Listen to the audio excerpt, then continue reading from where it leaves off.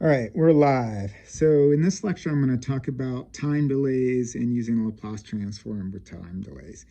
So before I start, I'm going to make the assumption, and this is kind of an implicit assumption whenever we use a Laplace transform, and basically everything in this class, we're going to use this assumption that our function f of t is equal to 0 for t less than 0.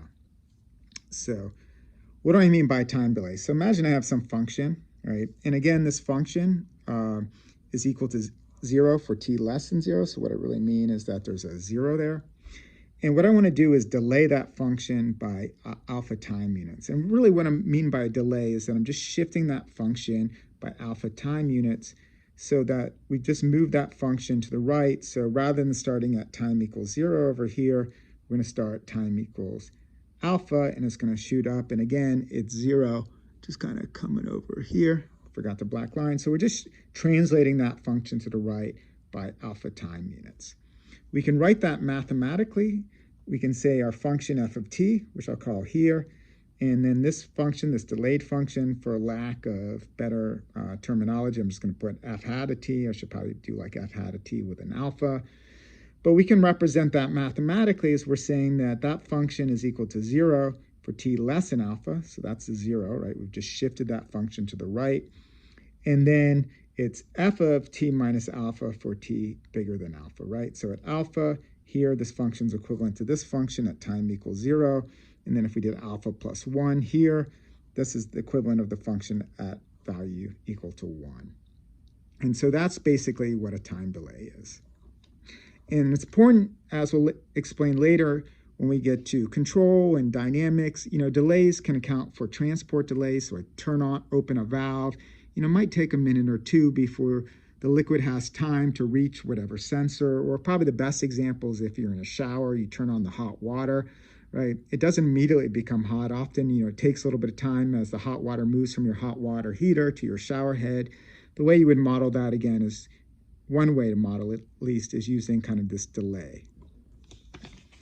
So that begs the question, right, since we're doing Laplace transform, what is the Laplace transform of this delayed function if the non-delayed function is equal to f of s? So again, we can just plug in the definition of a Laplace transform. So we have our Laplace transform, this f hat of t, and the Laplace transform is just an integral from 0 to infinity of f hat of t, e to the minus st dt. Again, with this f hat of t is equal to 0 for t minus alpha, f of t minus alpha for t bigger than alpha. So the way we're going to do this is we're going to take this integral and break it up into the parts. So we're going to first integrate from 0 to alpha, and then we're going to integrate from alpha to infinity. We can always do this with an integral. And then we can substitute in the values of f hat of t. And so for t between 0 and alpha, right over here, we know that this is equal to 0. And then from alpha equal to infinity, we have f of t minus alpha. So we simplify the original integral from 0 to infinity, now from alpha to infinity of f of t minus alpha e to the minus st dt.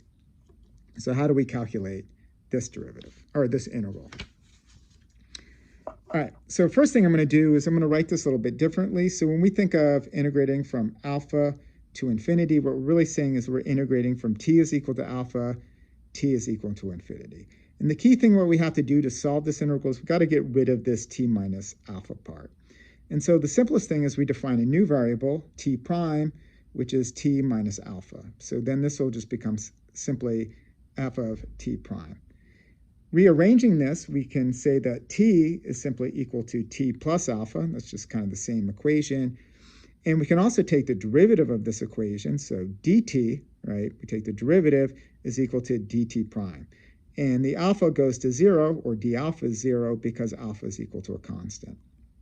The other thing, using this equation over here, is that if t is equal to alpha, that tells us that t prime is equal to 0, because t prime is just t minus alpha, and we have alpha minus alpha, which is equal to 0.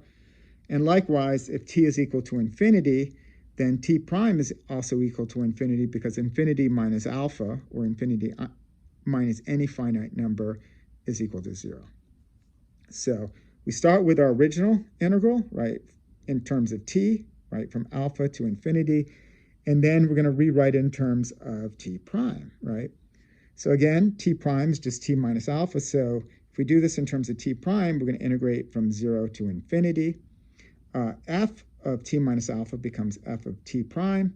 When we substitute in for t, using this expression right there, t is equal to t, we have e to the minus st, t prime plus alpha, and the dt's are the same because it's only just shifted by a constant, so that's dt prime.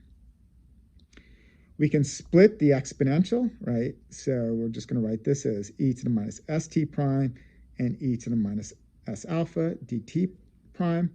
Now, because this exponential right here, minus s alpha, doesn't have a t prime in it, right? That means we can pull it outside the integral, right? And we have e to the minus alpha s, integral from 0 to infinity, f of t prime, e to the minus st prime, dt prime. Now, this is just simply the definition of a Laplace transform. The only difference is rather than having t, we're just using t prime as a notation, but we could have put an x in here. It doesn't really make a difference. It doesn't matter what we call those variables. So this is just simply f of s. And so then we get the Laplace transform of a delayed function is simply just e to the minus alpha of s, f of s. So again, if our original function is f of t and its Laplace transform is f of s, then the delayed function is simply e to the minus alpha of s, f of s. All right, let's put this to use. So let me introduce a new function, which is a step function, which we can call s of t. And this is a function that is 0 for t less than 0, and it's 1 for t bigger than 1. This is just equivalent to the function, basically, f of t is equal to 1. Because we always implicitly assume that the function is equal to 0 for t less than 0. So sometimes I'm a little bit sloppy in this kind of convention, but whenever we have a constant, really we mean a step function. If we draw that step function, basically it's 0 to time equals 0, and then it jumps to 1 at time equals 0. So just kind of a jump to 1. And that's what a step function looks like. We can define a delayed step function, which is simply s of t minus alpha, which is equal to 0, t minus alpha, when t is less than alpha, and 1 when t is bigger alpha. It's just the same function, except we're delaying it by alpha time units, and then it jumps to 1 when t is bigger than 1. So you can just show this by just simply substituting in that minus alpha part. We know that the Laplace transform of s of t is equal to 1 over s, right? It's the same as that constant function 1, which tells us that the Laplace transform of this delayed step function is simply e to the minus alpha s all over s. And one nice thing about this step function is if I make this definition, so for some arbitrary f of t, I say s of t minus alpha, f of t minus alpha, right? This is simply defined as 0 for t minus alpha and f of t minus alpha for t bigger than alpha. So this is kind of our equivalent of our delayed function. And this is how we're going to use a shorthand for representing this for delayed function. And you'll kind of sometimes see this in a lot of textbooks and also in my online notes. So let's consider solving a function basically with a delay in it. And this is one of the things that a lot of people find confusing, but really isn't that confusing. So I'll take a very simple function, differential equation. So I have dy dt plus y is equal to this step function delayed by 2 time units with an initial condition of 1. So I can take the Laplace transform. For this, I get, for the dy dt, I get sy of s minus the initial condition, so it's a minus 1. The y becomes y of s, and this s of t minus 1 becomes e to the minus 2s all over s. So it's just, s of t was 1 over s, so s of t minus 2 is e to the minus 2s all over s. I solve for y of s, and I get y of s is 1 over s plus e to the minus 2s all over s plus 1. All right. So next thing is to invert the transform. And I have 2 components. So if I just come back here, let me just write it, put this like this. So I have 2 terms here. I have 1 over s plus 1 and e to the minus 2s all over s plus 1. And I want to invert these 2 terms. So we've already covered this one a lot. 1 over s plus 1, that's simply just equal to e to the minus t. That's kind of the inverted transform of 1 over s plus 1. And now the question is, what do you do with this exponential over here? So whenever the exponential is in the numerator, and that's when we can do this well. If it's in the denominator, it's a much more challenging problem. We'll cover that much later. But the first thing I'm going to do is just ignore the time delay. All right, and so then I get 1 over s plus 1, right? And then, without going through the math, I can write this as do a partial fraction expansion. I get 1 over s minus 1 over s plus 1.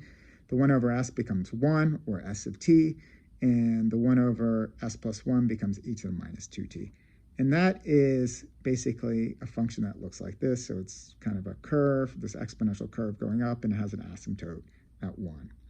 Now, whenever we have this delay, right, this e to the minus 2t, all that's telling us is just to take this function and delay it by 2 time units, right? So that's all this exponential is doing. It's just take this function and delay it by 2 time units. So I have it, right? I'm just going to break it out, all right? E to the minus 2s times 1 over s plus 1, right? This term is just simply 1 e to the minus t. And so I'm just going to delay it by 2 time units. So I started with this function, and now I'm just going to shift it over and delay it by 2 time units, right? So delay it by 2 time units.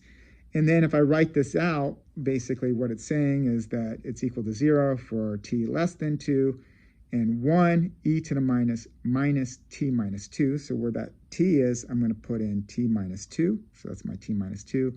And that's the function for t bigger than 2. So just to kind of clean it up, right, I have my 2 terms.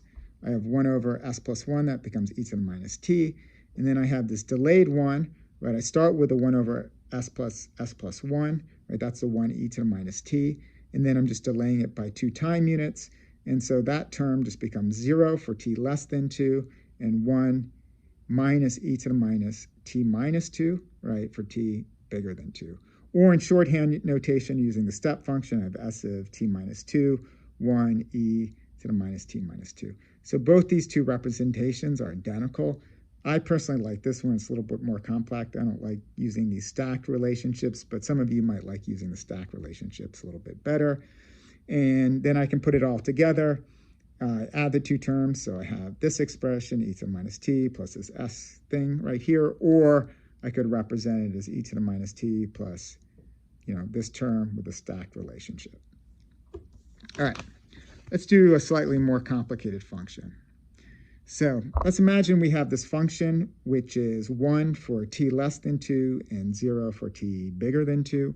Really what we mean is that it's 0 for t less than 0, 1 for t between 0 and 2, and 0 for t bigger than 2. We don't really worry about the negative part of t, just because we're always starting at time equals 0. But if we're going to draw this function, right, basically what it looks like is it's 0 until time is equal to 0, then it jumps up to 1, stays at 1 until time equals 0, time equals 2, and then drops back down to 0. So this is like turning on a valve for 2 minutes and then turning off the valve for 2 minutes. Now, if I want to take the Laplace transform of this function, right, this function up here, I can plug it in to the integral, right? So I have 0 to infinity of f of t e to the minus st dt. And as before, I'm going to break it into 2 parts. I'm going to break it from the 0 to 2 point and the 2 to infinity point. And if I use this expression or this one over here, I know from 0 to 2, f of t is equal to 1, and from 2 to infinity, it's equal to 0. So this whole term drops out, which tells me that taking this term over here, that is, this integral is simply just 0 to 2 of e to the minus st dt. I take the integral, I get minus e to the minus st all over s, evaluated from 2 to 0. The 2 part coming over here becomes just minus e to the minus 2s over s. And then when I have 0, that just becomes 1, so I have 1 over s. So the Laplace transform becomes 1 over s minus e to the minus 2s all over s, or if I factor it out, it's 1 over s, 1 e to the minus 2s. And so just 2 equivalent representations of the same Laplace transform. All right. so let's solve a differential equation with this. And let's try to solve that Laplace transform. So dy dt plus y is equal to f of t. And again, we're going to use that same function where it's 1 for t less than 2 and 0 for t bigger than 2. We take the Laplace transform, right? And so this becomes sy of s, this becomes y of s, and then our f of t, which we just calculated before, becomes 1 over s minus e to the minus 2s all over s. We can solve for y of s, and we get y of s is 1 over s plus 1 minus e to the minus 2s all over s plus 1. And so if I rewrite that, I have this expression, and we already covered this 1 over s plus 1. And what I mean by that, and I made an error here, what I mean by this is that is just 1 over s plus 1, right? So when I take the Laplace transform 1 e to the minus t, I get 1 over s plus 1. And so I have basically the same term, 1 over s plus 1, and then I have 1 over s plus 1 with a time delay. So what that tells me is that this first term just becomes 1 e to the minus t, and the second term becomes 1 e to the minus t delayed by 2 time units, which is just rewriting it as 0 for t less than 2 and 1 e to the minus t minus 2 for t bigger than 2. Or in shorthand notation, I have the first term, and then I'm going to use that step function delayed, right? So this is just an equivalent representation for this function. And so there's nothing really that challenging about, whenever you have an exponential. All the exponential is doing is we just ignore the exponential, figure out what its inverse Laplace transform is, 1 over ss plus 1, right, which is 1 e to the minus 2t, and then we delay that function by 2 time units. So the last thing I want to do, and I unfortunately drew this out, but I don't know where my note went, so I'm going to do this by hand. So let me flip over. So again, we had this, f of t is equal to 1 for t less than 2, and actually, no, it's 1 for t less than 2 and 0 for t bigger than 2. And so what we can think about this is the function, right? So it has a value 1 here. This is the 0, 2, right? And so we have kind of this step up, step down function. And there's a much easier way, rather than calculating the integral of this function, is that we can actually consider this function as a composite of 2 functions. So we can think about it as one function, right, where we go from 0, and then it stays at 1 for all time, and then we can subtract it, and then we can take a second function that jumps up to 1 at time equals 2. So this would be a 0 over here and a 0 over here. So this kind of going up and then down is basically we're going up at time equals 0, and then we're subtracting a second function where we're going up at time equals 1. And so personally, I like doing these geometric arguments for breaking up this function into 2 simpler functions. But if this becomes confusing to you, then you can always just calculate the Laplace transform of this function using the method I described before.